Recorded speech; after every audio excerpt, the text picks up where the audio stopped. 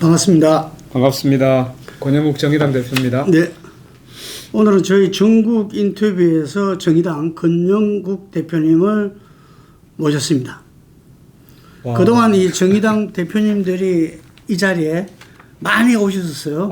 예. 노회찬, 심상정, 그리고 그 원내대표 했던 배진교, 네. 우리 이현주 대표님 포함해서 권영길 대표 아시죠? 네네. 제보고 민노당 비밀당원이라고 그랬어요.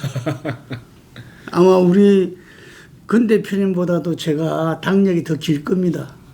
예, 그럴 민노당 겁니다. 창당하고 나서부터 제가 함께 해왔기 때문에. 네, 제가 당원이 된 지는 사실 그렇게 많은 시간은 아니었습니다. 네네.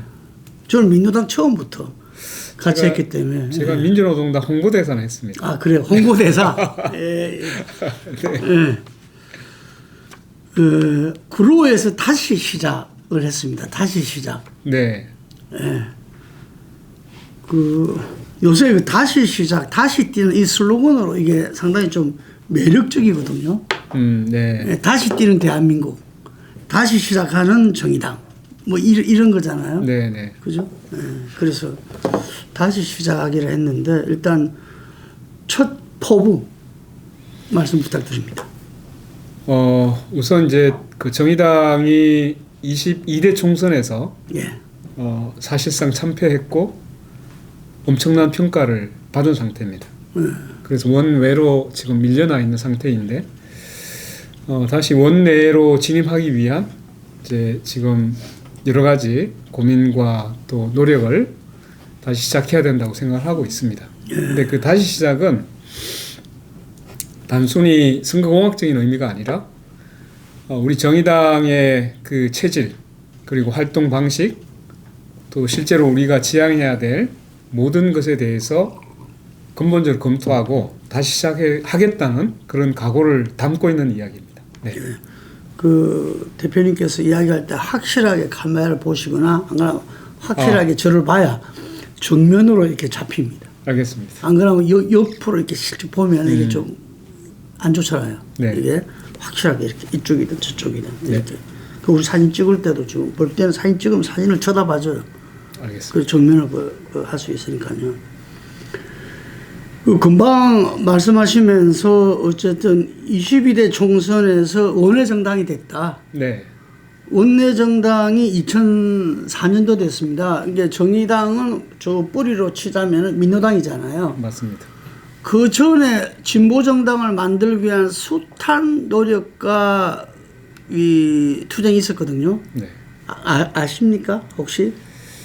홍보대사를 했으니까. 잘 아시겠네. 일단은 그 출발을 알고 있습니다. 민주노총에서 노동자 정치 세력화를 기치를 내걸고 그렇게 만들었던 것이 민주노동당이었었죠. 네. 그 정말 그 힘들었어요. 그 힘든 가운데서 저는 2002년도 97년 대선에서 권영길 대표 후보가 당시에 대선 후보로 오셔가지고 국민 여러분 행복하십니까 했어요.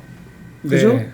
그러면서 진보정당 사람들이 이렇게 뿔난 도깨비가 아니구나. 진보정당은 전부 빨갱이인 줄 알았어요. 네. 예. 아니 민주당 보고도 빨갱이라고 공격하는 판에 진보정당은 더 오죽했겠습니까? 그런데 권영길 대표가 그걸 헷갈리게 만들어준 거예요.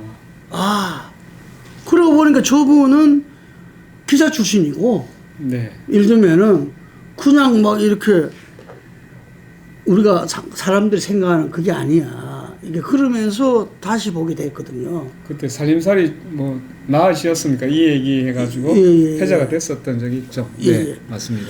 그러면서 이제 그래도 그 유효 도표를 못해서 당이 해산되고 다시 도전하고 또 다시 또 도전하는 이런 게 있는데 그 역사를 잘 아시고 홍보대사를 하셨다니까 2004년도 원내정당이 한 방에 열석이 됐어요. 2004년 그건 기억하십니까? 기억합니다. 놀랐었죠. 그때는 아마 홍보대사였지 같이 하진 않았었는데 네네. 그때 이 지켜보실 때는 좀 어떻게 평가하셨습니까? 제가 민주노총 법률원장을 하던 시절입니다. 민주노총. 네네. 네, 그래서 민주당 선거의 주적이네요. 당시에 이제 저는 뭐 현실 정치를 해야 될 생각이 그렇게 높지는 않았기 때문에 다만 이제 민주노동당의 그 출발이 엄청난 이제 사회적 바람을 일으키기도 했고 또 이제 저는 뭐 노동운동을 주로 했던 상황이었기 때문에 드디어 노동자들이 정치의 주체로 설 수 있겠구나. 그리고 그 해방 이후에 분단된 상황에서 노동자 정치 세력과 진보 정치가 실제로 가능하게 되겠구나라는 것 때문에 굉장한 기대를 했던 것으로 지금 기억이 납니다. 네. 지금 역사를 평가하고 다시 시작을 하신다니까 네. 제가 그 역사, 뭐 오래된 역사도 아닙니다. 2004년도 같은 20년 전의 이야기인데 네. 자, 그때 금방 이야기했던 감탄했던 그 민노당이 지금 원외 정당이 됐어요. 네. 그런데 저는 민노당이 그 당시에 실패했다 보거든요. 2004년도에 열석을 2004년에 얻고 실패했다. 네. 실패했다 봐요, 저는. 그래서 지금 오늘까지 온 거다. 왜냐, 2004년도에서 2008년 선거할 때 그 민노당이 바뀌었잖아요, 이게.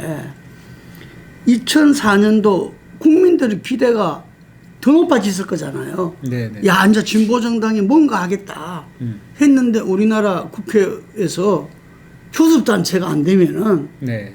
할 수 있는 일이 별로 없어요, 당이. 그렇죠. 그래서 네. 10분은 출중한 분들이 출중하게 역할을 했어요. 근데 민노당이 당으로서는 네. 제대로 하지 못했어요. 왜냐? 교섭단체가 아니니까. 예를 들면 아예 이 시합에 끼워주질 않는 거예요. 개별적인 활동을 할 수 있을 따름이지. 제일 문제가 결국은 이제 국회 내에서 실제로 이제 자기 힘을 가지고 법과 제도를 주도적으로 바꿔내기도 하고 정책을 주도해야 되는데 실제 이제 소수 정당으로서의 그 불리한 지점에서 벗어나지 못했던. 지금 개혁신당, 조국혁신당 봐보세요. 네. 교섭단체가 안 되니까 개별적인 의원들은 뭔가 이런 역할을 하겠지만 네. 당으로서는 유의미 활동을 못 한다는 거죠. 교섭단체 열석이 언제 된지 아십니까? 그건 잘 기억. 유신 때 됐어요. 유신 때. 20석이었어요. 10석이었어요. 그런데 20석이 돼버렸다고. 유신 때. 그걸 소수 정당이 네. 제 역할을 못하도록 유신 때 높여버렸어요. 그거를 원위치 해라. 그 제가 노회찬 선배한테 말씀드린 거는 유신 네. 철폐하라. 슬로건을 외치라 이게. 유신 철폐하라. 예. 좋은 구호입니다. 교섭단체 열석으로 네. 복구하라. 목숨 걸고 하라 했는데 그걸 목숨 걸고 안 하시더라고. 근데 그 목숨을 걸어도 양당이 이게 동의를 잘 안 하니 이게 문제네요. 네. 그렇죠. 그래서 이제 그걸 접을 수밖에 없죠. 그 취지에 뭐 동감 안 한 사람이 누가 있겠습니까? 맞습니다. 네, 네. 국회의원 중에서. 그래서 항상 보면은 그런 한계가 있잖아요. 그 네, 네. 이후로도 지금 처음 원내가 됐지. 원내는 우리 이현주 의원님이 또 그 국회의원으로서 활동을 해왔고. 그래서 그 한계는 여전히 있었던 겁니다. 네. 예. 그 민노당이 정의당이. 그러면서 국민들한테 뭔가 그 당의 어떤 효용성 네. 이런 걸 보여줘야 되니까 그게 여러 가지 어려움이 있다 보니까 이 길 저 길을 이 방법 저 방법을 찾아 나섰던 거거든요. 맞습니다. 자, 제가 훅 들어가서 물어볼게요. 지금 원외 정당 들어간 거 총선에 졌기 때문에 그런 거죠. 네. 가장 근본 원인은 뭐라고 보십니까? 뭐 외부적 요인과 내부적 요인이 있다고 생각합니다. 예. 외부적 요인은 여전히 이제 우리가 양당 체제를 유지하는 선거제도에서 탈피하지 못하고 있는 점이 대단히 크게 작용을 했다. 하나. 그게 이제 결국은 마치 윤석열 정권 탄생과 관련해서 정의당이 책임이 있는 것처럼 그렇게 이제 책임 전가가 가능했던 것이 결국 우리가 결선 투표제를 두고 있지 않잖아요. 이런 이제 외부적인 요인 하나가 있고, 두 번째는 정의당이 기존에 이제 그 사회적 약자를 언제든지 같은 이제 목소리를 내겠다라고 했었는데 이 부분에서 그 현장성의 부재 그리고 실제 이제 원내 여의도 정치 중심이 되면서 지역이나 현장으로부터 멀어져 있다고 하는 불신을 엄청나게 받기 시작했던 거죠. 제가 22대 총선에서 지역을 많이 순회를 하게 됐는데 예.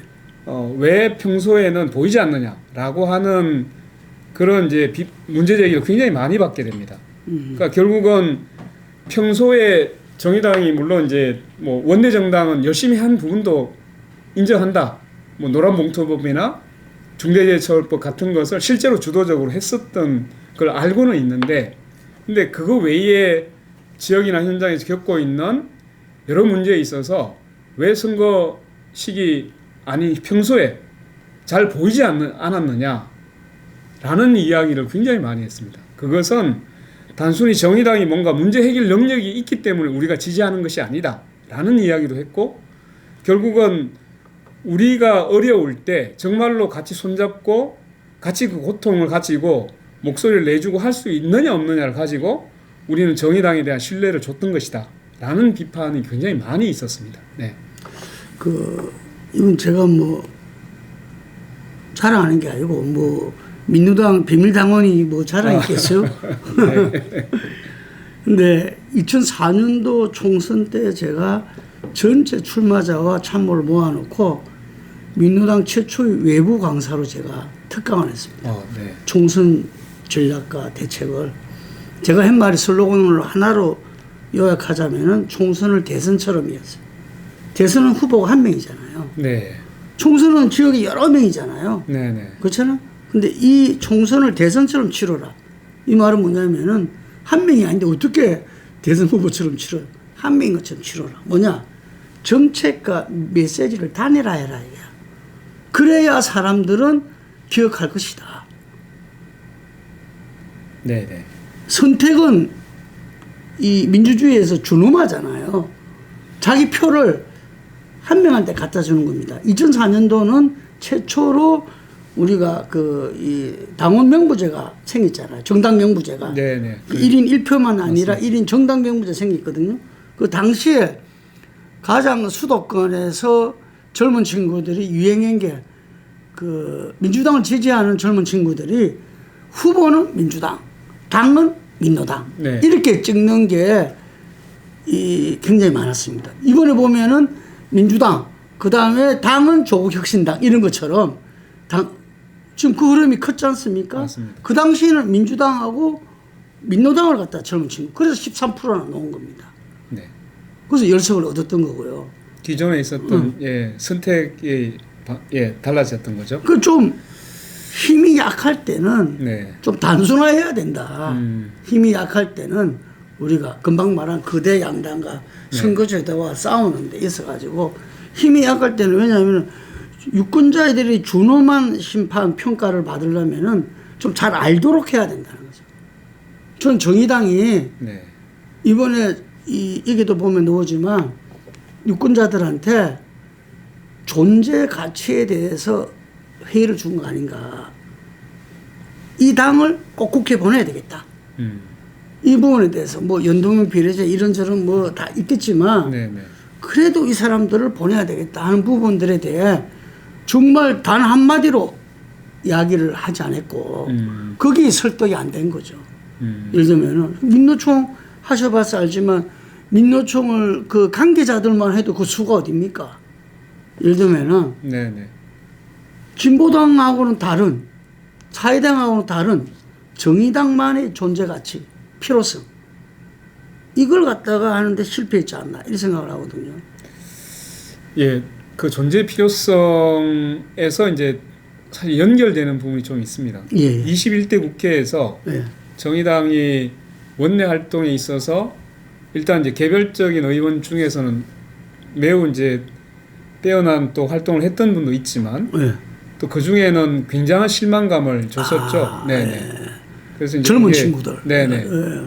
그게 주로 이제 우리가 굉장히 조심했어야 될 부분이 이제 연예인 같은 그런 이제 방식의 활동도 존재했었고 이러면서 정의당이 도대체 이제 정체성이 뭐냐 이런 이제 논란에 휩싸이기도 했었던 거죠. 예. 과연 당신들이 지향하는 게 뭐냐 이런 부분에 대한 이제 문제 인식들이 대단히 커지면서 그러면서 기존에 이제 지지를 보냈던 주로 이제 40대, 50대 그리고 중년의 이제 노동자 계층들이 엄청나게 이제 떠나버리게 된 겁니다. 예, 정의당이 과연 무엇을 하려고 하는지 지금 지적하셨듯이 정의당이 평소에 과연 이제 무엇을 하려고 하고 어디를 지향하고 있는지에 대해서 상당히 이제 혼란을 겪게 만들면서 상당 부분 이탈이 되게 만들었던 부분이 지지층을 있습니다. 확대하려고 그랬는데 네네. 확대가 아니라 기존 지지층마저 떠나가겠다.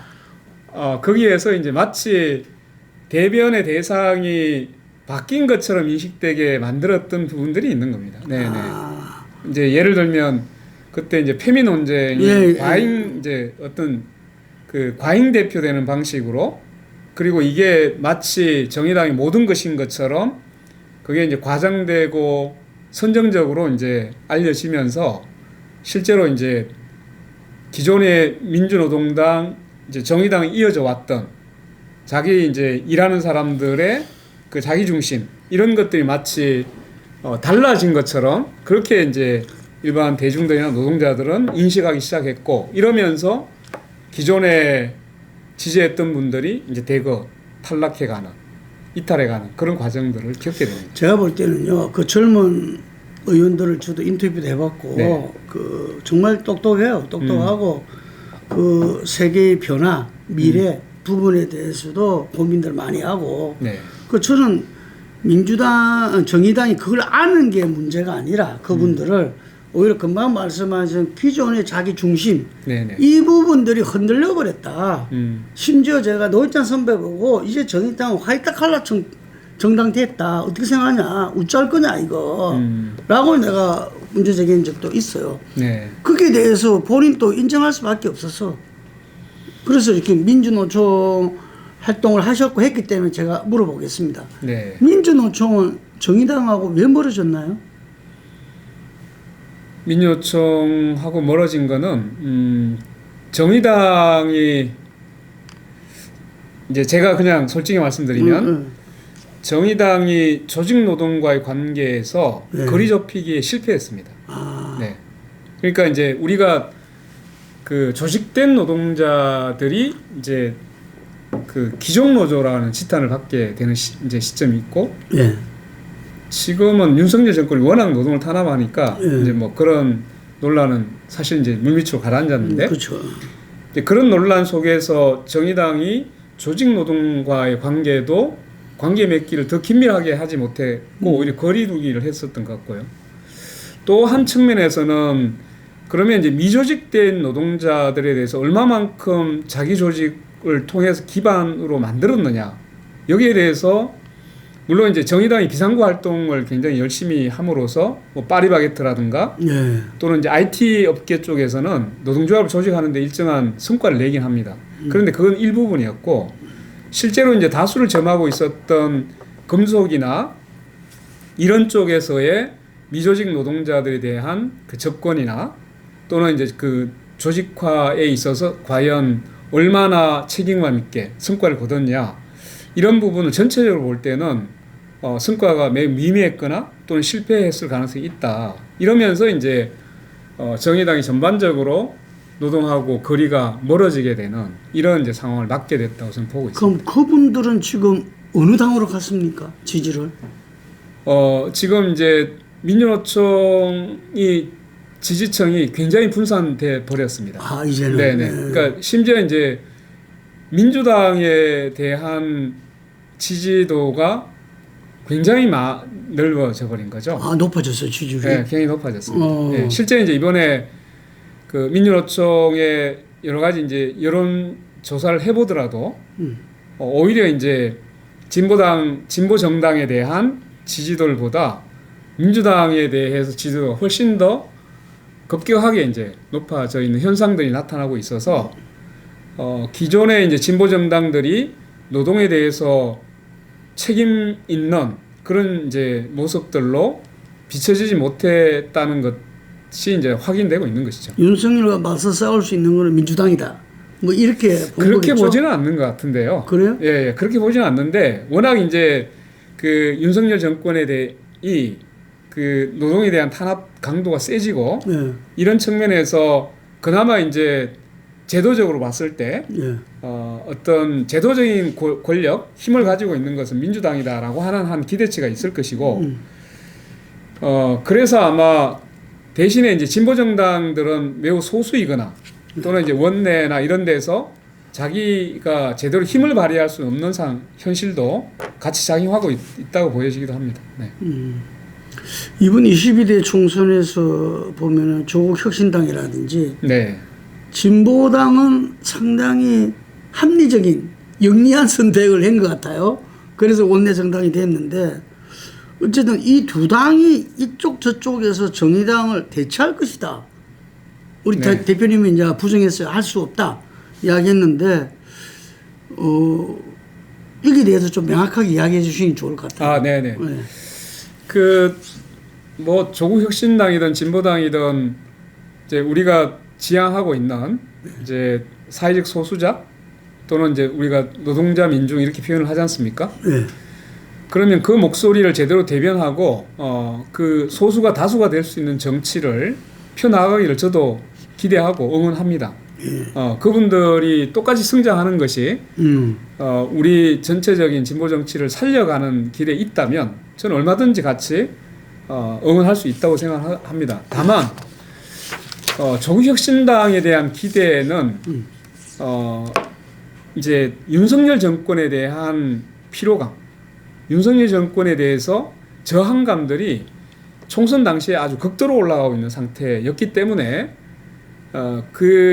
과연 이제 윤석열 정권에 대해서 가장 선명하게 싸울 수 있는 정당이 누굴까에 대한 평가로 인해서 조국 혁신당이 상대적으로 상당 부분 당시에 지지를 받게 됐고 이제 진보 정치를 희망했던 여러 이제 지지 기반으로부터도 지지를 많이 받은 것 같아요. 근데 그게 이제 그러면 조국 혁신당이 실제로 정확하게 어떤 정체성 자기 그 지지 세력과의 관계에 있어서 윤석열 정권을 조기 종식한다는 것 이외에 주된 주제나 의제를 가지고 그 내용에 대해서 지지 때문에 이루어졌을까? 근데 거기에 대해서는 아무도 할 답변을 못하는 것 같아요. 지금 보면. 그러니까 결국은 우리가 이제 2016년, 17년 촛불 항쟁으로 사회를 개혁할 수 있다. 새로운 사회를 만들 수 있다고 하는 희망을 만들어냈지 않습니까? 예. 그런데 이제 그 결과 민주당 정권이 들어섰고, 근데 이제 민주당 정권이 사회 대개혁이라고 하는 부분에 실패하고, 오히려 이제 그것을 정말로 희망했던 촛불 항쟁의 참여자들이 민주당에 대한 실망감이 엄청나게 커졌던 거죠. 그러면서 이제 결국 윤석열 정권이 탄생하게 되는데, 이 윤석열 정권이 뭔가 그래도 적폐를 청산하고 뭐 개혁적인 것에 대한 게 있을 수 있을 것이다라는 약간의 처음에 기대가 있었을 수 있을 거예요. 공정과 상식을 내걸었으니까. 네, 그걸 했으니까 네. 적어도 공정한 사회를 만들 것이다 했는데 공정은커녕 권력을 완전히 사권력화 만들었죠. 민주주의의 어떤 체계나 제도라는 것을 대통령의 권력이 마치 힘을 가지고 힘을 행사하는 것으로 인식을 해버린 거죠.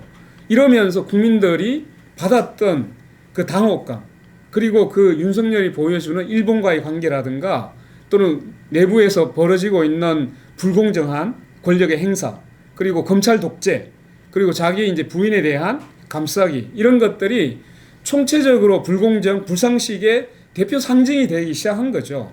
그래서 적어도 민주주의를 만들어 왔던 그 우리 시민들로서는 이 듣도 보도 못한 이런 이제 막가파 형태의 정치에 대해서 엄청난 이제 불만이 고조돼 있었고, 여기에 대한 이제 가장 그러면 윤석열을 빨리 끝을 내줄 수 있는 뭔가 필요하다고 했는데 조국 혁신당이 이 부분에 대해서 간단한 문구로 잘 정리를 했고, 이게 이제 흡수되면서 3년이 길다. 네, 그게 있고, 또 하나는 윤석열 정권과 가장 대척점에 있다고 본 것이 조국 이제 대표가 피해자였잖아요. 네. 그러니까 가장 대척점에 있다고 하는 인식이 가장 잘 싸울 수 있지 않을까라고 하는 기대 심리까지 겹쳐지면서 아마 그런 식의 이제 엄청난 짧은 시간에 지지를 받게 되지 않았을까라는 생각이 듭니다. 근데 이제 예.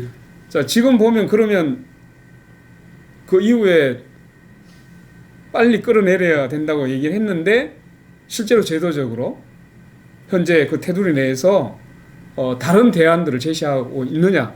그렇지도 않는 부분이 있지 않습니까? 그러면 이제 결국은 우리가 한 정권을 끌어내린다고 하더라도 그럼 우리 사회는 어떤 사회에서 그 다음은 뭐지? 라는 질문이 다시 던져지는데 여기에 대한 내용들에 대한 이제 평가는 다시 시작됐다고 봐야 됩니다. 끌어내리는 데까지는 유의미할 수 있겠네요. 만약에 탄핵으로 간다면은 그때까지는 유의미할 수도 있겠어요. 뭐 중심당. 그런 역할을 할 수 있겠죠. 거기에 대해서 계속적으로 이제 검찰 개혁 문제나 또는 뭐 탄핵 문제는 가장 이제 선명하게 또 이야기를 하고 있기 때문에. 네. 진보당은 어떻게 생각하십니까? 제가 지난 대선 전에 진보당의 대표를 인터뷰를 했었어요. 네네. 그래가지고 후보 연대 진보 정당 네네. 후보 연대에 있었는데 그때 어쨌든 본인 말로는 연대가 잘 진행되고 있다 했는데 그 다음에 왜 안 됐느냐? 네. 제가 물어보니까 심상정 대표 후보님께서 네.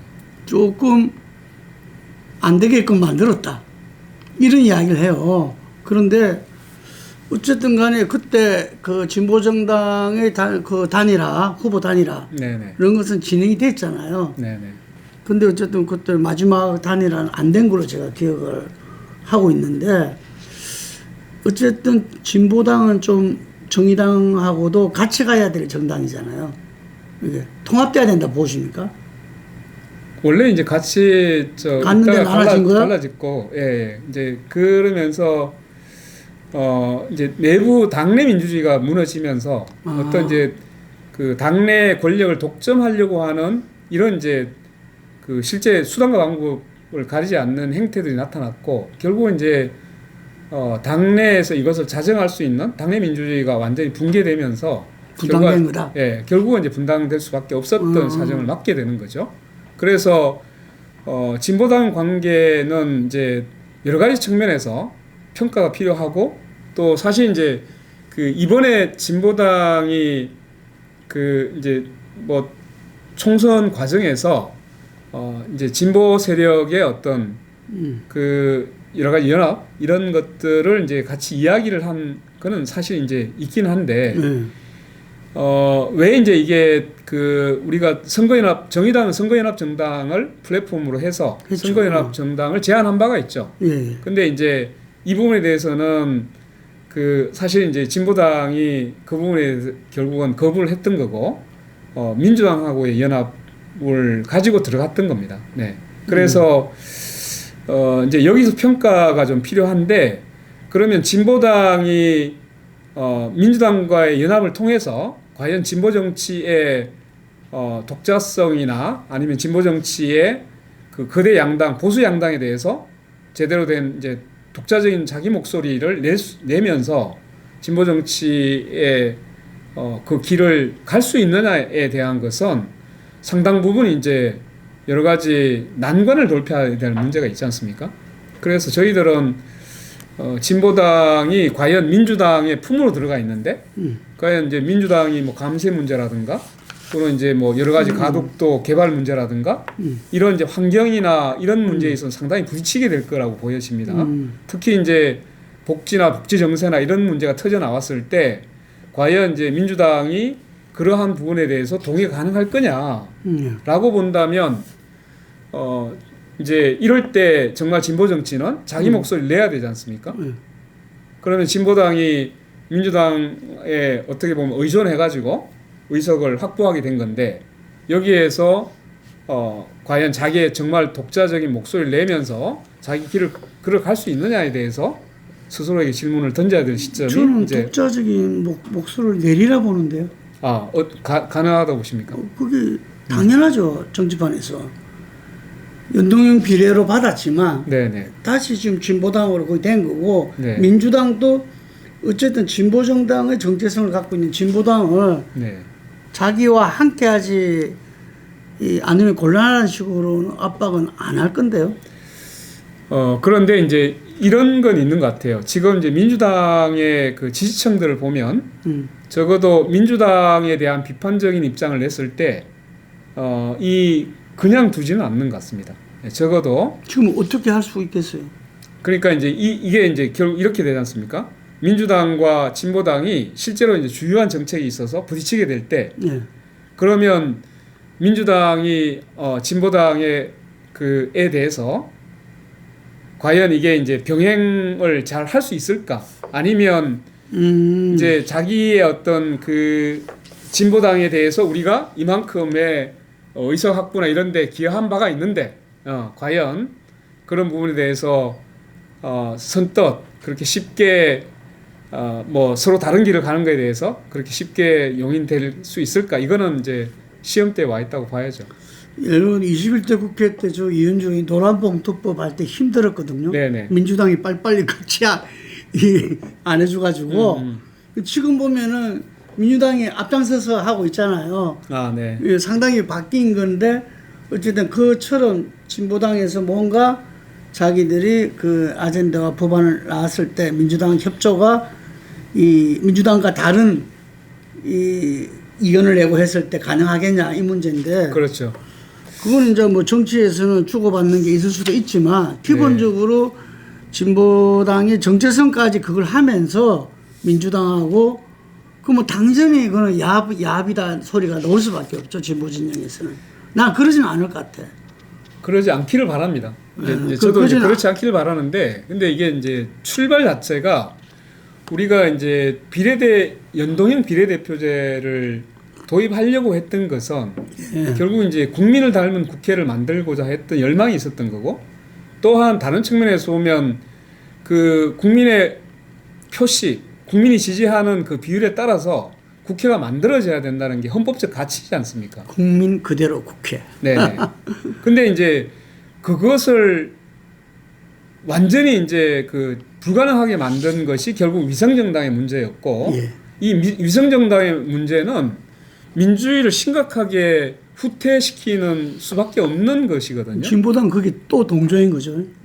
그러니까 그건 민주주의의 최고를 이제 민주주의를 최고의 가치라고 얘기하는 민주당도 그렇고, 또 헌법적 가치에 있어서 우리 사회가 소수가 다수가 될 수 있도록 지향하고 있는 진보 정치를 지향하는 세력도 그랬고, 근데 기본적으로 국민을 닮은 국회를 불가능하게 만들었던, 그러니까 헌법적 가치를 사실상 무너뜨린 그러한 비례 위성정당을 용인하고 들어간 거거든요. 그러면 결국 어느 시점에서 정치적 유불리에 따라서 그 행보가 결정될 수도 있는 것 아닌가 하는 우려는 가지고 있는 것이죠. 네. 정치는 제가 볼 때 그런 것 같아요. 유불리에 따라서. 그런데 연동형 비례대표제 때문에 지난 총선도 이번 총선도 망쳤어요. 망했어. 정의당 한마디로. 자, 그런데 그 연동형 비례제 자체 문제가 아니라 이걸 위성정당을 갖다가 지난번에 치고 놓음에 따라서 이건 내가 심상정 대표한테도 인터뷰하면서 직접 들은 이야기인데 자기는 전혀 예상 못했다. 그런데 당시에 홍영표 민주당 원내대표라든지 이쪽의 이야기 들어보면은 그런 말이 나왔었다. 이게 위성정당이 나올 수도 있지 않고 그걸 막을 길이 없다는 말도 그 당시에 정계턱이 있는 분들은 다 알고 있었다. 뭐 이런 말을 해요. 그 진실 공방전이 나오는데 그건 도움이 안 되기 때문에 제가 기사도 안 썼어요. 그거는. 그런데 제가 지금 궁금한 거는 연동형 비례대표에 얼마든지 이번에 또 민주당이 또 아이디어를 내가지고 이제는 재정당을 끌어넣는 식으로 해서 위성정당에 대한 그걸 또 피해 나갔어요. 또. 이 시민단체도 들어왔지 않습니까? 그런데 위성정당으로 뭐 욕할 수 있는 사람이 저는 정의당밖에 안 남은 것 같아. 지금 그렇게 된 형국이 됐습니다. 이 연동형 비례제 다음 총선 때 어쩌하실 겁니까? 사실 이제 연동형 비례대표제가 만들어질 때는 이게 이제 지역구에서 지역구 의석이 많은 정당이 손해를 본다는 인식을 그렇죠. 갖게 하면 안 되는 방식으로 갔어야 되는 거죠. 그렇게 하려면 결국은 지역구와 비례대표의 비율 문제가 매우 중요하게 부각이 됐었습니다. 그러니까 이제 비례대표를 적어도 3분의 1 정도 이상 되도록 늘렸어야 되고, 그렇게 해야만 지역구에서 당선이 많이 되는 이제 적어도 거대 양당이 이런 이제 연동형이라고 하는 것을 이제 풀어나갈 수, 이제 자기가 손해 보면 안 되잖아요.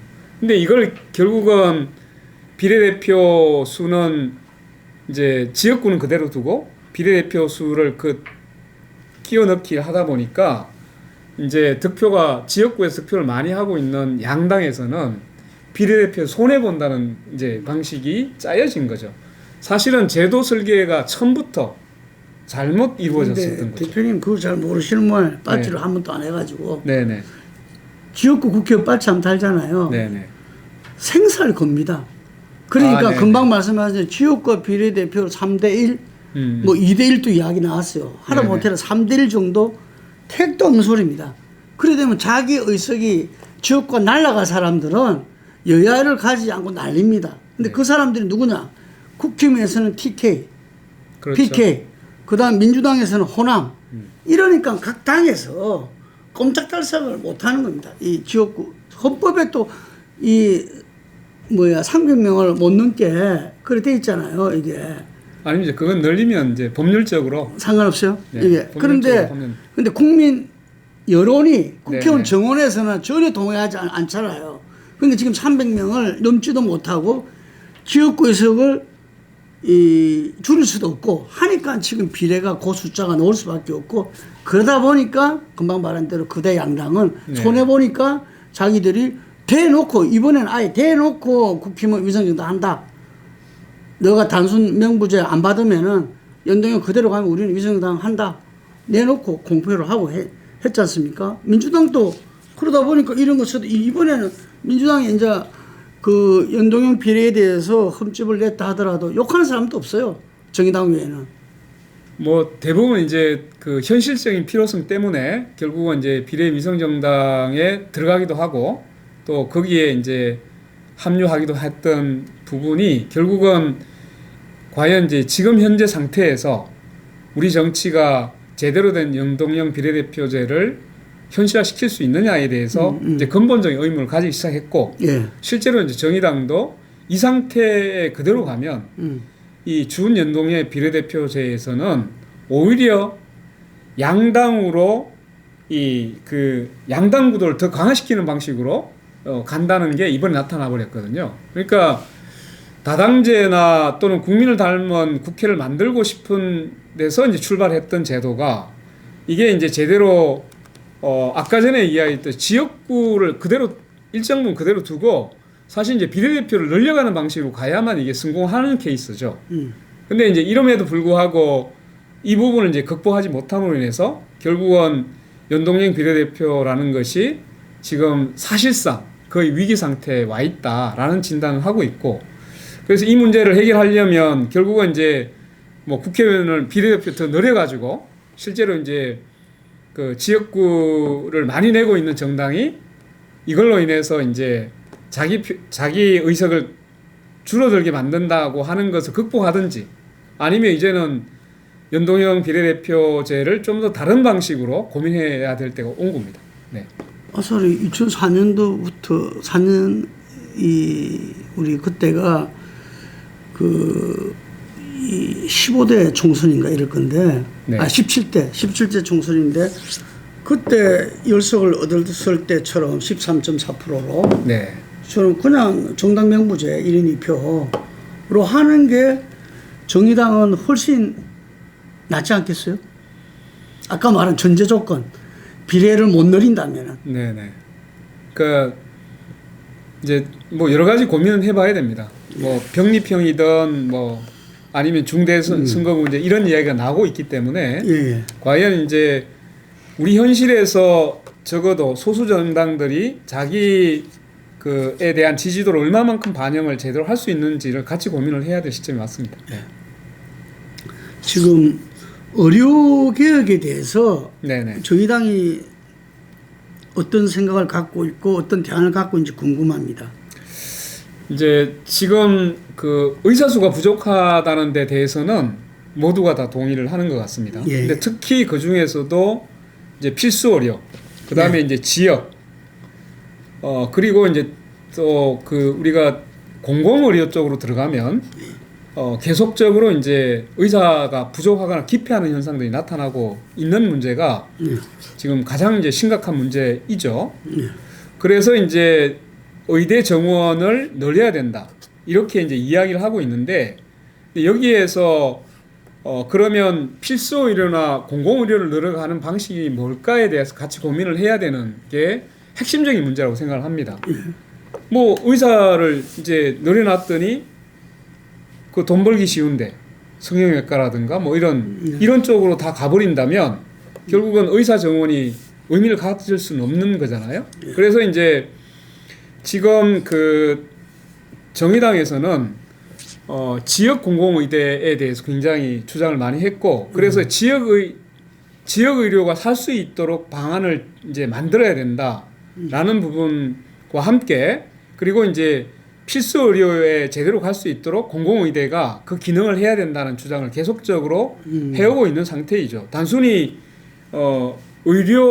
의대의 정원만 가지고 과연 이제 공공성이 필요한 부분 그리고 필수 의료 이쪽으로 그 의대생들이 갈 거냐 하는 문제는 또 다른 문제가 있기 때문에 적어도 일단 제대로 이제 지역 의료를 살리고 필수 의료를 살리기 위해서는 공공의대가 그 역할을 담당할 수 있도록 해야 된다라는 것하고 그 다음에 이제 지역 거점에 정말로 이제 공공병원이 일정한 그 자기 병상을 가지고 지역 거점에서 책임질 수 있는 방식으로 의료 제도를 개혁해 가지 않으면 결국은 그 지역에 소멸하는 것 중에 하나가 뭐 다른 이유도 있지만 실제로 이제 아플 때 제대로 치료받을 수 없는 이런 위험 상태에서는 적어도 이 이제 그런 체계를 만들어줘야 지역 소멸 문제도 같이 해결할 수 있기 때문에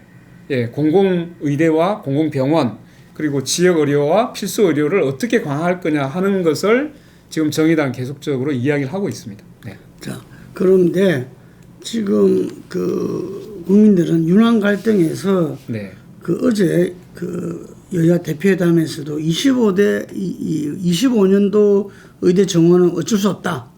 네. 다를 인정했다. 뭐 이런 게 나와요. 네. 그런데 이제 한동훈이가 26년도에 의사 정원 문제 유예하자. 네. 했다가 이제 된통 그 얻어맞고 연찬회 때는 보건복지부 장관 브리핑 때도 뭐 도망갈 정도가 돼버렸지 않습니까? 네.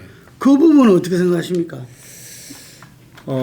우선 이제 그 TV 토론에 딱 나와서 지금 대표님한테 그에 대해서 물어봐요. 예. 근데 이 의정 갈등을 이렇게 계속 끌고 갈 수는 없다고 생각합니다. 예. 왜냐하면 지금 응급실 뺑뺑이 이런 사고들이 예. 계속적으로 뭐 확장되거나 아니면 그 지속되고 있는 상황에서 예. 뭐 2,000명 왜 2,000명인지 저도 잘 모르겠는데 여하튼 근데 이 문제는 적어도 이제 그 같이 조율할 수 있는 정치라는 건 조정이지 않습니까? 네. 중재하고 조정하는 기능을 잃어버린 상태거든요.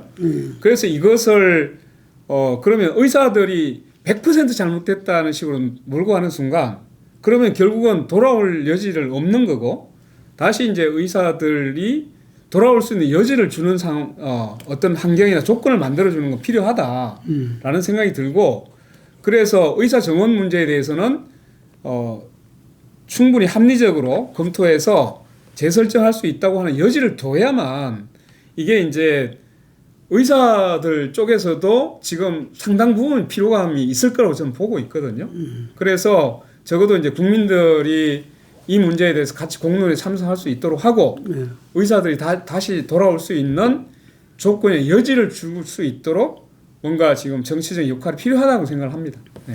그 유럽에서 일정 기간의 사회개혁을 이렇게 넘었을 때, 네.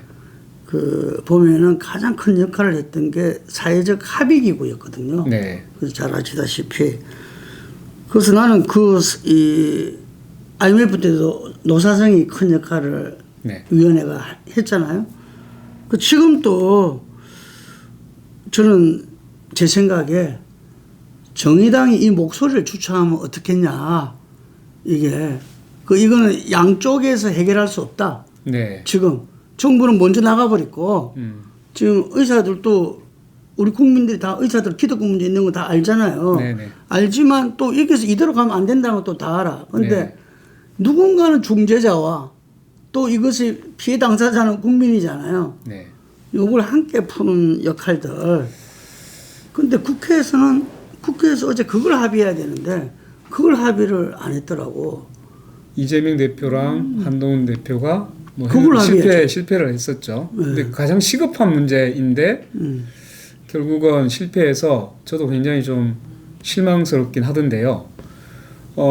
이제 저희들이 선거 과정에서 이 이제 의정 갈등 문제를 이것은 이제 국민들이 이 목소리에 이제 양쪽이 수용할 수 있도록 하자라고 해가지고 그 이제 이 문제에 대한 공론화위원회를 만들어서 이제 그 우리 국민들 시민들이 다양하게 좀 중심을 되도록 하고 그리고 이해 당사자들이 같이 들어와서 이것을 이제 정말로 국민 토론회 같은 이런 형태로 위원회를 만들고 거기에서 논의되는 내용 결론을 가지고 이제 정부와 또 의사들이 같이 이제 수용하는 방식으로 하면 어떨까라는 이제 기대 때문에 실제 이제 공론화위원회를 계속적으로 주장을 했었습니다. 근데 그 부분이 이제 뭐 서로 이제 대화의 채널을 태율을 만들어야 되는 데까지는 동의를 했는데 구체적으로 이제 그 위원회를 어떻게 만들 것까지는 나가지를 못했던 거죠. 예. 그 한번 제 생각에 보여줘야 된다 생각해. 보여주자. 그게 실질적인 뭐를 갖는 거는 둘째치고 네네. 실제 정의당이 주창하는 그 공론화위원회, 네네. 공론화위원회입니까? 공론위원회입니까? 공론화위원회를 네네. 그 사람들로 그 자격을 가진 사람들로 구성해서 회의를 몇 번 해가지고 나름대로 안을 제출하고 네네. 이렇게 다 했지 않느냐. 의사 중에 동의한 사람도 있을 거잖아요. 정부 뭐 관계자도 오게 해가지고 네네. 그걸 보여줘야 돼. 제 생각에는 못 보여줄 게 뭐 있어요. 예, 우리 이현주 대표가 원내대표도 다 했기 때문에 국회에서는 그게 가능하거든. 예를 들면은 아니 원내정당이라도 못할 게 뭐가 있겠어요. 그게 이제 이 공론화위원회가 실제로 그 어떤 힘을 발휘했던 데가 한때 있었습니다. 네. 이게 문재인 정부 때 네. 신고리 3, 4호기. 아, 그렇죠. 예, 그걸 이제 뭐 다시 폐쇄하냐, 공사를 완전히 이제 중단해가지고 네. 이제 그 중지를 하느냐, 아니면 이걸 생중계되고 난리 났었죠. 네네. 그때 그 뭐 부담이 굉장히 컸던 사안이었죠. 그래서 이제 그 시민들로 구성되는 공론화위원회를 만들고 거기에서 이제 뭐 해법을 찾아가는 방식으로 논의를 붙여본 바가 있죠. 그러니까 지금 이제 의정 갈등도 정부와 의사 이 사이에서는 접점이 없는 건 확실하고, 그럼 여기에서 적어도 이제 국민들이 나서는 이제 그러한 모양새를 갖추어야만 적어도 의사들이든 정부든 아마 수용될 거라고 저는 생각합니다. 아니, 원론적으로 다 맞는 말씀인데 네. 정의당이 할 수 있는 것 해보라는 이야기요. 뭔가를 보여야 된다. 공론화위원회를 네네. 어떻게 구성되고 하는 사람들 할 수 있는 것 구성해서 토의하고 논하고 국민들한테 내놔봐라는 이야기죠. 네, 네. 이래 해봐라. 누구도 해라. 정부도 좋습니다. 당도 해봐라. 네. 이게 고민해 보겠습니다. 네. 네. 고민해 보십시오. 네, 네. 지금 이재명 대표가 서민과 중산층의 정당에서 네. 김민석 수수 최고위원 말에 의하면은 수권 정당이 되기 위해서 이 중산층을 두텁게 가겠다. 이렇게 좀 잡은 것 같아. 그러다 보니까 나오는 이야기가 상속세 완화, 금투세 완화, 종부세 뭐 거의 폐지까지도 이야기 나오고 있어요. 네, 네. 이 부자 감세를 추천했던 게 민주당인데 지금 이 부분에 대해서 대혼란이 있거든요. 네, 네. 그 어찌 될지도 모르기 때문에 이때 정의당의 역할이 필요한 거 아닌가 싶어요. 네. 뭐 우리 대표님이 잘 지적을 하셨고요. 실제로 이제 지금 우리는 되게 위기 상황이라고 보고 있습니다. 이렇게 해서 계속 감세 기조로 해서 이제 정말로 세수를 줄여 나갔을 때 과연 이제 우리 사회 대한민국이 당면하고 있는 지역 소멸, 뭐 기후 위기, 저출생 이런 문제들에 있어서는 정부의 역할이 매우 적극적인 역할이 필요한 이제 시기가 지금부터 시작되고 있는데 오히려 작은 정부를 주창하고 나서는 방식에서 보통 감세가 나오거든요. 예. 정부가 자기 역할을 하려면 일단 재정이 튼튼해야 되고 재정이 일정 부분 있어야 그래야 이제 적극적인 이런 이제 복지 정책이라든가 재정 정책을 통해서 뭔가를 바꿀 수 있는데 계속적으로 줄여 나간다 그러면 뭘로 하려고 지금 이런 식의 호응을 하고 있을까?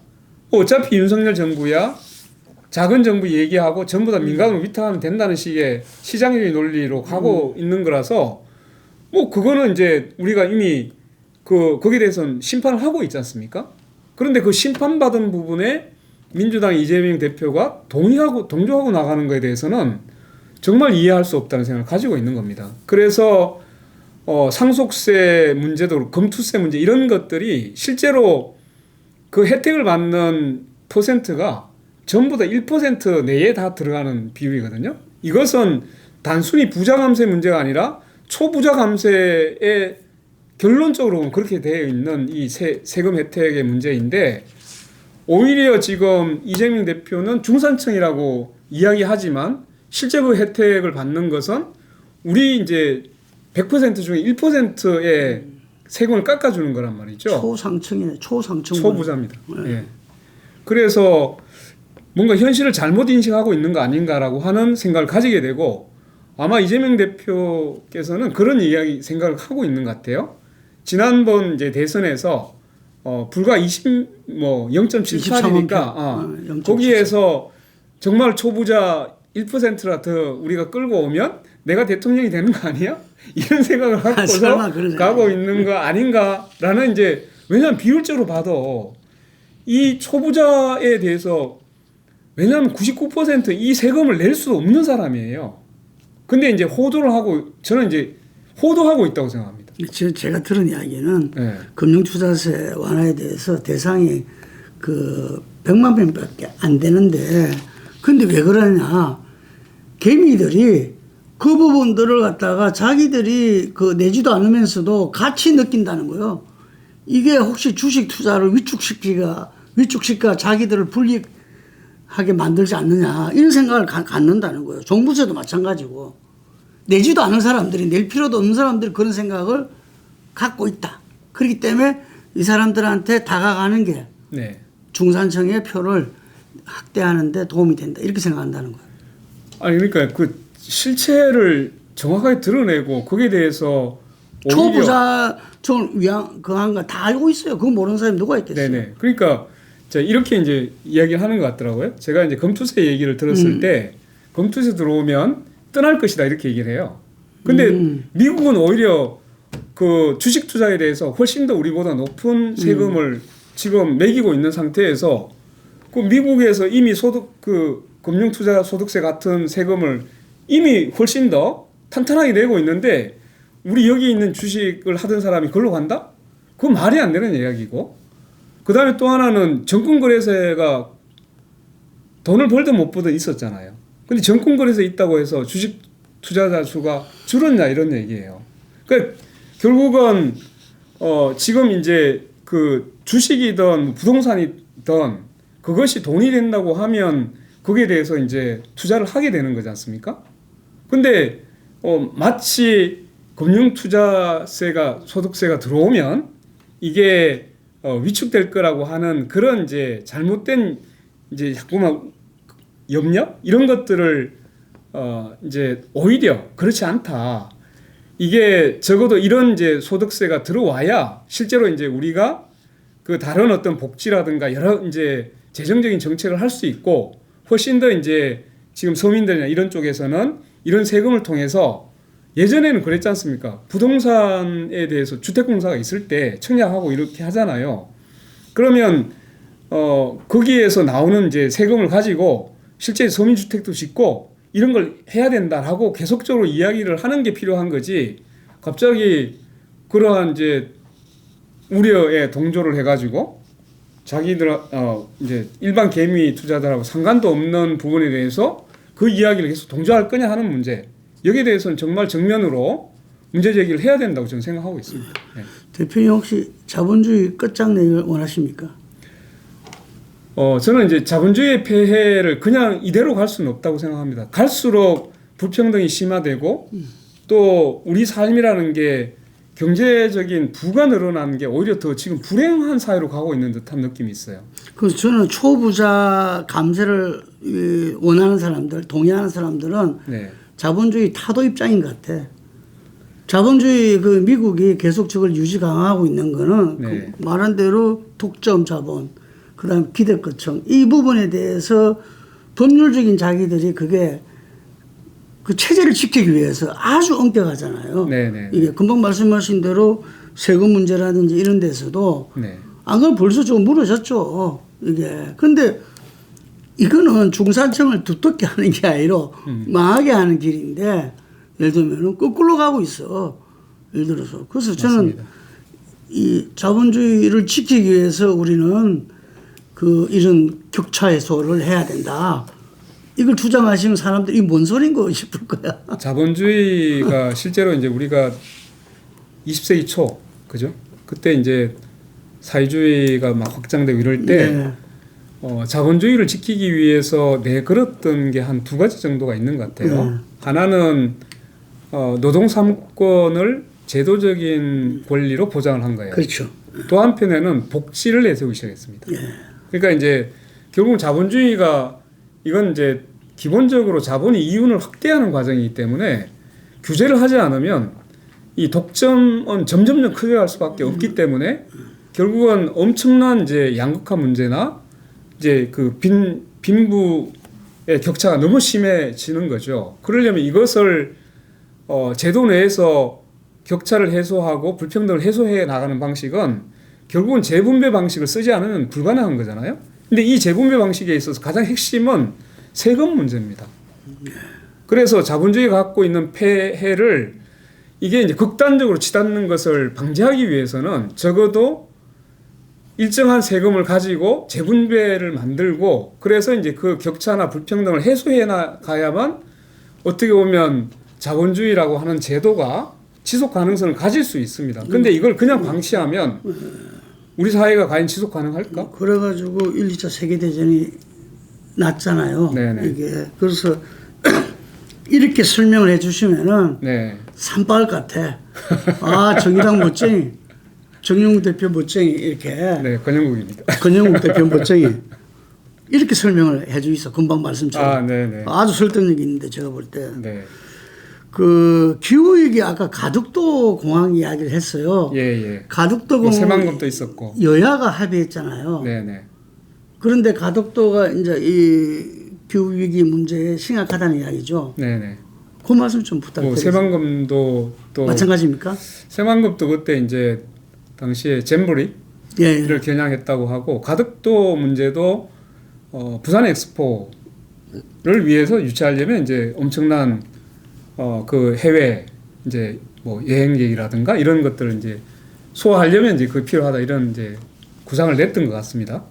아니요, 그 전에도 있었어요. 있긴 있었죠. 근데 이제 그게 결국은 이런 이제 대규모 그 공항이나 이런 건설은 결국 토건 사업입니다. 예. 예.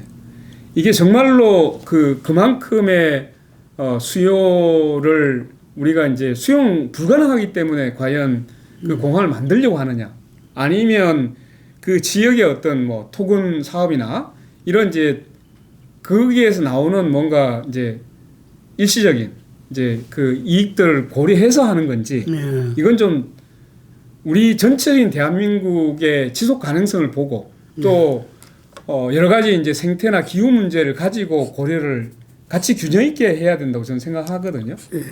근데 거기에 따라서 또 제주 2공항 문제도 여전히 다시 불씨가 또 살아나고 예. 있는 부분이 있어서 한편에서는 과연 이제 그것이 우리 지역의 지역 주민들을 살리는 것이냐, 아니면 토건 자본들의 이해관계를 대변하는 것이냐, 이 문제도 제대로 짚어야 되고, 또 하나는 과연 이제 우리 사회가 이제는 기후라든가 환경 문제를 제대로 보존하지 않으면 더 이상 지속 가능하지 않다라고 이야기를 하고 있지 않습니까? 예. 그래서 엄청난 그 환경 파괴를 일으키는 그런 대규모 사업들을 계속적으로 성장이라는 이름으로 하는 것이 우리가 전체적으로 볼 때 그게 이득이 되는가를 한번 진지하게 재검토를 해야 된다고 저는 생각하고 있습니다. 대표님은 지금이라도 가덕도 신공 조금 재검토해야 된다. 이런 재검토해야 된다고 생각합니다. 그게 가능합니까 지금은?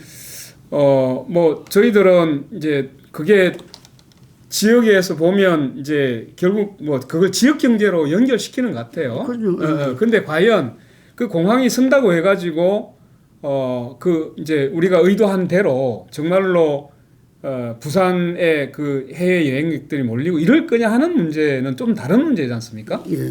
그래서 우리가 볼 때는 오히려 이제 그 뭔가 경기를 부양하는 하나의 방식에서 출발하고 있다는 생각이 자꾸 들고, 그것이 결국은 이제 토건 자본들의 어떤 이해관계를 대변하는 측면에서 그게 결국은 지역 주민들의 이해관계로 가버린 상황까지도 좀 고려를 해야 된다라는 생각을 갖고 있습니다. 부산 시민들은 지금 가덕도 외에는 부산에 살릴 방법이 없다. 없다. 뭐 이렇게들 이미 그 인식하고 있어요. 예. 총선에서 이제 그런 이야기가 나왔어요. 부산이 전통적인 이제 뭐 예전에 신발로 굉장히 유명했지 않습니까? 그렇죠. 신발 그다음에 이제 목재 또 뭐 목재나 조선소 이런 것들을 했는데, 그러면 결국은 이제 우리가 그 기존의 어떤 그런 제조업의 부분에 있어서 어떻게 균형 잡히게 지금 할 거냐 하는 문제를 가지고 오히려 고민을 해야지, 그게 안 된다고 해서 자꾸만 뭐 생산성, 이게 공항이 생산성을 가지고 있는 건 아니지 않습니까? 네. 어제 뉴스 보다 보니까요. 네. 인천국제공항이 네. 인천에 미치는 경제 효과가 별로라는 뉴스 어제 리포트가 나왔어요.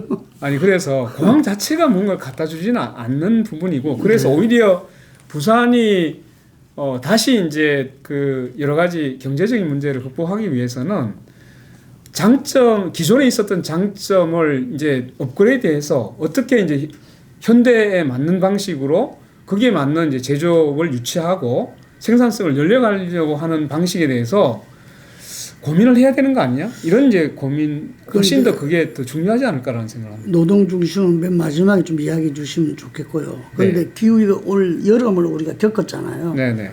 겪으면서 사람들 인식이 좀 바뀌는 것 같아요. 이거 진짜 심각하다. 네네. 이게 그리고 여름이 지금 가을까지 계속 가고 네. 겨울은 또 엄청나게 추운 극이 되고 그러니까 인류의 미래에 대해서 조금씩 걱정하는 모습을 듣고 있거든요. 네네. 이럴 때 정의당이 좀 제대로 된 이렇게 기후위기에 대해서 이 경고 선지자처럼 예언하듯이 하면서 실천이 따르면은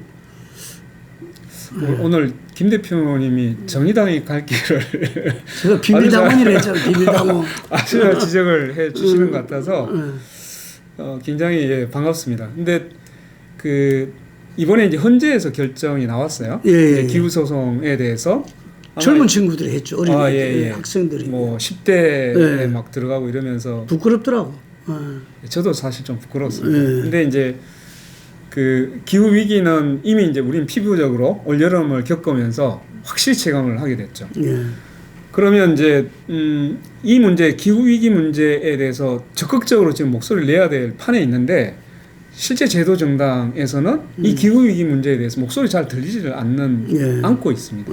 그만큼 둔감하다고 볼 수도 있고, 그게 이 닥쳐올 우리의 미래에 대해서 지금 우리 정쟁에 너무 치중하고 있는 거 아니냐라는 우려를 갖게 하는 거여서 정의당이 목소리를 이제 겨려서 내도록 하겠습니다. 이 문제는 이렇게 이제 저는 봅니다.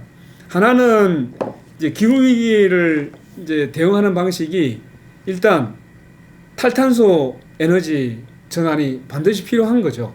그러면 이 에너지를 탈탄소로 가기 위해서 에너지 전환과 함께 산업 전환이 반드시 필요한데, 그렇죠. 이 에너지 전환과 산업 전환에 대해서 정말 목소리를 이제 본격적으로 내야 될 부분이 지금 닥쳐와 있습니다. 그래서 여기에 대해서는 정의당이 이번 이제 하반기에 좀 적극적으로 준비를 해서 정책적으로 목소리를 내겠다는 생각이 있고, 또 하나는 지금 이제 이미 석탄 발전소는 내년 이제 12월 달부터 폐쇄에 들어갑니다. 여기에서 지역 소멸의 문제, 그 다음에 일자리의 문제, 그 석탄 발전소에 일을 하고 있는 노동자들의 일자리 문제가 지금 바로 코앞에 닥쳐 있습니다. 그렇기 때문에 저희들은 이미 이제 907, 9월 7일 날 기후를 걱정하는 여러 이제 시민 사회단체와 노동단체들이 모여서 기후 정의 행진을 지금 이제 강남에서 9월 7일 날 이제 시작을 하게 되는데, 여기에서 저희들이 이제 그 기점으로 해서 지금 정의로운 전환을 소리 높여 외칠 생각을 가지고 있습니다. 이 정의로운 전환은 결국은 이제 그 자본이 주도하는 그러한 전환, 산업 전환을 가면 결과적으로 우리 사회는 전망이 없다. 미래 전망이 별로 없다. 그래서 이제 이해 당사자들이 참여하는 에너지 전환, 이해 당사자들이 참여하는 산업 전환, 그리고 이해 당사자들이 참여하는 지역 소멸과 일자리 전환, 이런 것들을 목소리 높여서 이야기를 할 지금 계획을 잡고 있습니다. 네. 또 이 지속 가능성에서 제일 큰 문제가 또 저출생 문제. 네. 이 문제 지금 우리가 0.6% 되잖아요. 네. 그래서 제가 그 몇몇 언론에서 이걸 좀 깊이 있게 다루면서 네네. 비혼주의자, 네. 혹은 그 속에서 태어난 우리나라로 치자면은 그 혼외자 네. 부분에 대해서 똑같은 대우와 똑같은 지원 부분들이 이미 다른 나라에서는 뭐 이루어지고 거의 있습니다. 가반에 가깝게 이루어지고 네네. 있더라고요. 그런데 우리는 아직까지 아주 저조하더라고. 네. 그럼 이 저출산 문제에서는 우리 문화와 네. 이 인식 자체를 바꾸는 것도 굉장히 중요하겠더라고. 그러니까 이제 우리는 그 뭐 이제 합법적인 결혼을 통해서 만들어진 가정 내에서 이 아직 그 범죄에서 벗어나지 못하고 있는 문제도 대단히 그러니까요. 이제 심각한 부분도 있고요. 네. 근데 이제 그 저출생 문제는 이제 그냥 우리 어릴 때 보면 아이들 정말 많이 나왔죠. 많았죠. 네. 그때는 보면 적어도 이제 그 이런 얘기가 있었어요. 자기가 먹을 건 타고난다. 타고난다. 그런 얘기를 했었어요. 근데 우리 사회가 실제로 매우 가난하긴 했지만 적어도 이제 자라났을 때 뭐 고등학교를 졸업하든 뭐 대학교를 졸업하든 이제 취업도 하고 또 미래를 설계할 수 있도록 했었어요. 그게 가능한 시대가 있었죠. 근데 지금은 미래 설계 자체가 불가능한 사회를 만들어 버린 겁니다. 지금 당장 언제 뭐 그 우리가 이제 비정규직 노동자들이 거의 절반 이상을 차지하고 있잖아요. 미래 설계가 불가능한 사회가 돼버린 겁니다.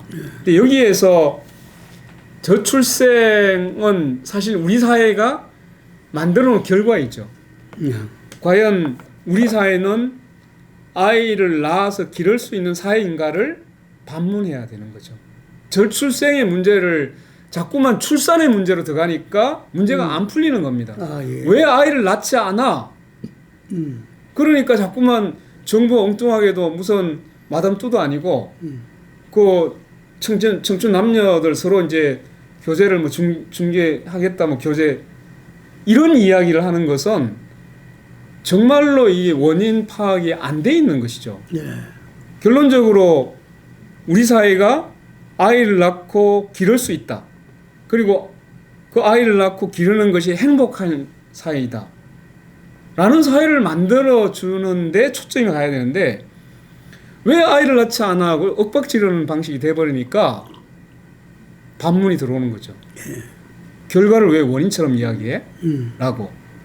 그럼 결국은 이제 아이를 내가 낳아서 기르는 것이 행복한 사회이다라고 하면 아이를 낳겠죠.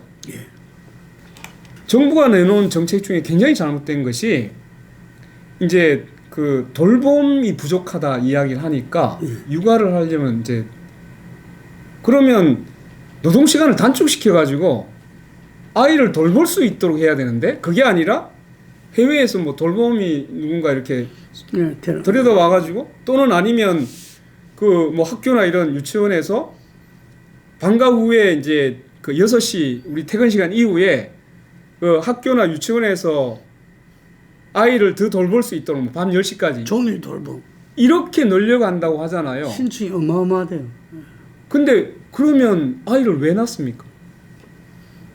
내가 아이를 낳고 기르는 것은 그 자체가 행복, 삶의 행복으로 가야 되는데 이거는 마치 아이를 낳는 기계처럼 느껴지지 않겠습니까? 그렇게 가면 내가 아이와 접촉하고 아이를 기르면서 아이가 커가는 모습을 보고 이런 과정에서 가족이라고 하는 것에 대한 행복을 느끼고 이렇게 가야만 그래야 아이를 낳고 싶은 건데 남의 손에 맡기는 시간을 길게 해서 그렇게 아이를 기른들 그게 무슨 의미가 있느냐. 대표님, 네. 시간 관계상 정의당의 저출산 대책은 그럼 무엇입니까? 저는 크게 보면 두 가지입니다. 하나는 아이를 기를 수 있는 노동 정책이 나와야 된다. 첫째, 그것은 적어도 여성들이 아이를 낳아서 기르는 것이 자기 고용에 있어서 불이익이 되지 않도록 노동 정책을 만들어줘야 된다. 첫째. 그다음에 두 번째는 아이를 남의 손에 맡겨서 기르도록 하는 게 아니라 내가 기를 수 있도록 노동시간 정책이 나와야 된다. 대단히 중요한 거고 여기에서 결국은 이제 경력 단절 문제나 이런 것들이 아이를 출산하고 다시 들어갈 수가 없잖아요. 이런 문제를 해결하지 않으면 결국은 출생 문제는 쉽게 해결되지 않는다라는 것 하나하고 그 다음에 아이를 기르고 할 수 있는 주거 문제가 있습니다. 이 주거 문제를 안정시키지 않으면 이 치솟는 집값 이런 것들 때문에 도저히 결혼할 엄두를 내지 않습니다. 네. 그래서 저는 하나는 노동 문제에 있어서 고용의 문제를 이제 이 육아 때문에 불이익을 받지 않도록 하는 고용 정책이 반드시 나와야 된다. 그리고 또 하나는 우리가 그 가족이 생활을 안정적으로 할 수 있는 주거 이 문제를 해결해내지 못하면 다른 어떤 방법을 쓴다 하더라도 쉽게 해결되지 않는다. 거꾸로 이 두 문제가 어느 정도 해결이 되면은 상당히 나아질 수 있다. 그렇죠. 자기가 안정적으로 생활할 수 있는 공간이 생기고 그 다음에 내가 아이를 낳더라도 충분히 내 힘으로 아이를 기르고 생활할 수 있는 지금 이런 문제가 해결된다면 지자체에서 출산 장려금하고 네네. 그 주거 지원을 지금 많이 하게 됐거든요. 네네. 그걸 많이 하는 데서 출산율이 높아졌다는 보고가 있었어요. 그게 주거 문제 높아지고 있다. 주거 문제가 일단 가장 기본이죠. 네. 자, 우리가 이 이야기는 안 할 수 없으니까 윤석열 대통령 지지가 금요일 날 갤럽에 23% 했는데 28일 날 국정 브리핑에서 봤듯이 네.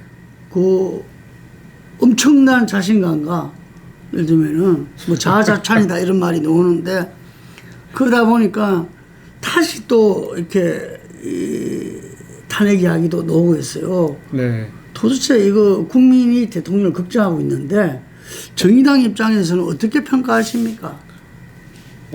이제 정의당 윤석열 정권은 그 잘못 태어난 정권이라고 저는 평가합니다. 왜냐하면 공정과 상식이라고 하는 개념 자체도 거꾸로 이해를 하고 있었고 마치 이제 그 정치를 통치로 이해를 하고 있었던 거죠. 그래서 이제 그 민주주의의 문제도 사실상 이제 현재 그 체제 하에서는 거의 불통으로 인해서 민주주의가 작동을 하지 않게 된 이런 이제 결론에 와 있기 때문에 이제 윤석열 정권을 이렇게 표현하면 될 것 같아요.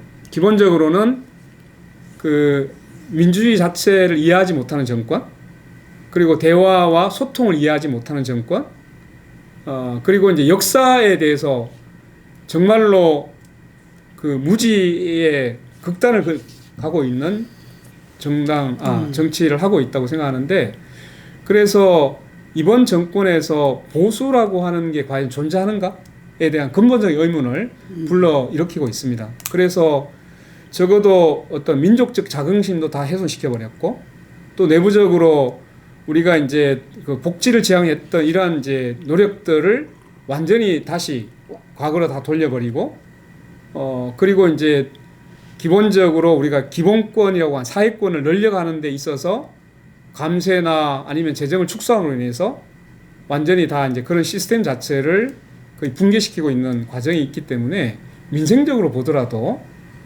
이 더 이상 오래 가서는 안 된다라는 평가를 하고 있습니다. 네네. 그 정의당 대책은 뭐죠? 이 문제에 대해서는 이제 저희들도 고민을 하고 있는데, 저희들도 이제 퇴진에 대해서 적극적으로 지금 고민을 하고 있고, 아직 나서지는 않았죠. 지금 이제 예전에 대한 좀 트라우마가 존재했기 때문에 그렇습니다. 그게 이제 2016년, 17년에 우리가 그때 탄핵과 이제 촛불 항쟁을 통해서 탄핵을 이뤄냈잖아요. 근데 거기에서 그리고 나서 우리의 대안이 뭘까? 예.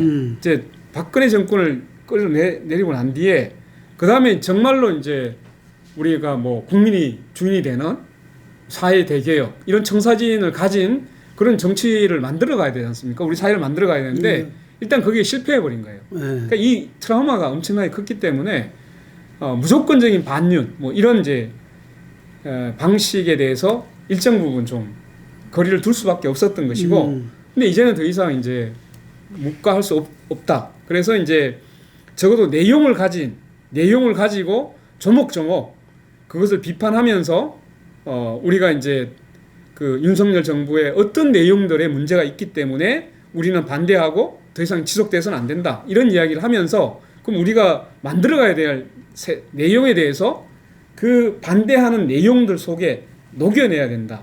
그래서 이제 저희들은 의제를 가진 내용을 가진 반윤석열 투쟁을 할 것이다. 이런 말씀을 드리겠습니다. 그래서 촛불 정부가 당시에 네. 이 문재인 정부가 자기들만의 촛불 정부가 돼버렸어요. 그래서 저는 금방 그 트라우마를 해소하기 위해서라도 네. 우선 문재인 대통령이 지금 뭐 어려움도 겪고 있지만 네. 석고대죄해야 된다. 본인이 그 촛불의 국민의 정말 1,800명이 나섰던 그 투쟁을 윤석열 대통령으로 기결해 버렸잖아요. 네네. 이 부분에 대해서 석고대죄해야 된다. 어떻게 생각하십니까? 저희들도 뭐 그 평가에 대해서 동의합니다. 동의하고 민주당 정부가 정말로 그 새로운 사회 대개혁 이런 부분에 대해서 철저했어야 된다. 그런데 결론적으로 보면 이것도 아니고 저것도 아니었다. 라는 것 때문에 결국은 그 윤석열 정권이 다시 또 돌아가게 되는 거 아니냐라는 생각 때문에 저희들도 굉장히 이제 거기에 대해서 안타까움과 아픔을 가지고 있었다라는 말씀을 드립니다. 우리가 사회적 대타협을 해나갈 수 있는 절호의 찬스였지 않느냐. 네. 어쨌든 그 촛불의 80%가 동의한 거니까. 네. 근데 안타깝습니다. 이제 거기에 대해서 안타까운 점도 이제 우리가 그렇게 큰 이제 촛불 항쟁을 만들었으면서도 적어도 민주당이 다시 이제 정치를 오히려 독점적으로 가져가 버리는 이런 것들을 우리가 이제 적어도 더 큰 이제 정치로 만들어내지 못한 것에 대해서 함께 좀 같이 반성도 되는 부분이기도 합니다. 자, 마지막 질문인데요. 그 8기 대표단이 총선 이후 100일간 여러 활동을 펼쳐왔고, 네. 그 중심에는 노동 중심성이라는 네. 이 표현이 있더라고요. 네네. 근데 이걸 포함해서 네. 이 정의당은 나름대로의 정체성과 비전을 갖고 네. 이 정치 활동을 하고 있지 않습니까? 네네. 민주당만으로는 안 된다. 네. 윤석열 정부 이후라도 민주당에만 맡길 수 없다. 네네. 그거 보고 계시는 거잖아요. 네, 뭐 저희들은 그렇게 보고 있습니다. 그걸 좀 함께 비전과 구체적인 정책 요 말씀 부탁드립니다. 우리가 이제 그 적어도 우리가 지향해야 될 사회는 사회복지국가라고 저는 보고 있습니다. 사회복지. 예. 왜냐하면 적어도 이제 정치적 평등만의 문제가 아니라 사회경제적으로 평등한 사회를 지향해 가야 된다고 보고 있고, 근데 이런 이제 가치에 투철한 과연 이제 민주당이 정말로 투철한가에 대해서는 지금 이제 여러 가지 부자 감세 정책이나 이런 것들을 봤을 때 여전히 불철저하다라는 생각을 가지고 있기 때문에 적어도 우리가 서민 정책이라고 하는 부분들을 중산층을 위장해서 부자 감세를 하지 않는 그런 이제 정치를 만들어야 된다고 생각을 하고 있습니다. 그래서 이제 그 적어도 우리는 이후의 정치는 적어도 단순히 이제 독재냐 뭐 민주냐 이런 틀거리를 벗어 이제 그걸 넘어서야죠. 넘어서서 의제를 봤을 때 우리가 뭐 적어도 이제 여러 가지 교육이나 노동이나 이런 여러 정책에 있어서 정말로 제대로 된 노동이라고 하면 노동 상권을 제대로 보장하는 이런 이제 정치가 펼쳐져야 되고, 또 복지라고 하면 적어도 정세까지도 감당할 수 있는 그런 이제 정책을 펼 수 있는 그런 식의 정치를 만들어 가야 된다라고 이제 생각을 하고 있습니다. 그러기 위해서는 적어도 민주당 단독의 정치가 아니라 진보 정치를 같이 연합을 할 수 있는 정치를 민주당도 적극적으로 고민을 해야 되고, 우리 정의당도 그러한 서로 이제 견제도 하고 협력하면서 우리가 지향하고자 하는 사회복지 국가를 향해서 뚜벅뚜벅 가야 되지 않을까 이렇게 생각을 하고 있습니다. 현안에도 여러 대처도 필요하지만 또 정당은 선거도 중요하잖아요. 네네. 그래서 다음 2026년도 지방선거 전략과 지금 어떻게 준비하고 계십니까? 굉장히 이제 어려운 질문 중에 하나인데요. 지방선거에서 우리가 우리의 가능성을 보여줄 수 있냐 없냐가 아마 정의당으로서 보면 매우 중요한 어떻게 보면 분기점이 될 수도 있을 거라고 저희들은 생각하고 있습니다. 그래서 적어도 이제 지방선거에 맞는 아까 이제 우리 대표님이 정책, 메시지 이런 것들을 매우 좀 일관성 있게 하고 또 이것을 대중성 있도록 하도록 하는 것, 이 주문을 하셨어요. 그래서 저희들도 이제 그 부분에서 고민을 하고 있는 것이고, 또 하나는 이제 후보 전략과 관련된 문제입니다. 지금 이제 정의당이 뭐 열심히 현장에 결합하고 현장 투쟁도 하고 또 민중 속으로 여러 활동을 하려고 해도 잘 노출이 되지 않는 측면이 있거든요. 그래서 이걸 극복하는 방식은 지역에서의 여러 가지 연대 활동이나 이런 것들을 활성화시켜 나가야 된다는 생각을 가지고 있고, 그 중에 이제 후보 경우에도 이게 단순히 이제 정의당의 후보만을 고집할 게 아니라 적어도 지역의 그 맞춤형 어떤 연합 후보든 또 연대의 후보 이런 것까지를 다 열어놓고 이제 정의당만이 아니라 우리 진보 정치가 같이 살아갈 수 있는 그런 식의 지방선거를 준비하고 계획해야 되지 않느냐 이런 생각을 가지고 있습니다. 말하자면 이 진보 정당, 진보 정치 세력의 좀 원외 정당이지만 네. ματ형의 생각을 계속 가졌으면 좋겠어요. 플랫폼이라고 요즘 표현을 하더라고요. 네, 이게 이제 우리 옛날 말로 치자면은 맏형. 네. 그게 넉넉해야 되잖아. 맏형은 희생하고 네. 헌신하는 게 플랫폼 희생 헌신 안 하잖아요. 그렇게. 맏형은 희생 헌신하는 거예요. 그러니까 꼭 네. 우리 당 후보가 아니더라도 아까 연대 후보 뭐 이런 이야기를 했잖아요. 네. 이게 네. 그 매사 모든 일에서 마찬가지입니다. 그 용기와 희망을 잃지 말고 내가 볼 때 정의당이 정통성을 가진 맏형입니다. 네. 진보 정치에. 고맙습니다. 그렇게 나가셔야 될 것 같아요. 네네. 움츠러들 필요도 없고 민주당에도 당당하시고. 네, 네. 뭐 저희들이 가지고 있는 그 자산은 누구에게도 빚짐받고 네. 또 누구에게도 적어도 주눅드는 그런 행동을 한 적은 없다고 저희들은 자부하고 있습니다. 그래서 당당하게 또 이 작은 정당이긴 하지만 누구에게도 할 소리하고 목소리 높일 수 있는 정당으로 가기 위해서 저희들은 합심단결 최선을 다할 생각입니다. 당당함이 노회찬이나 스타를 만들었어요. 네. 네. 예, 편하게 아까 보니까 저도 설득력 있는 말씀을 하시던데 네. 당당하게 설득력 있게 하면 스타가 됩니다. 스타가 필요해요. 정의당에. 권영국이라는 스타가 개인을 위해서가 아니라 당을 위해서 필요하다니까요.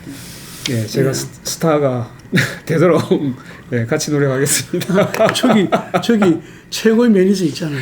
네, 최고의 네, 매니저. 알겠습니다. 오늘 말씀 잘 들었습니다. 네. 자, 마지막으로 국민들과 그 정의당을 사랑하는 분들한테 한 말씀 부탁드리겠습니다.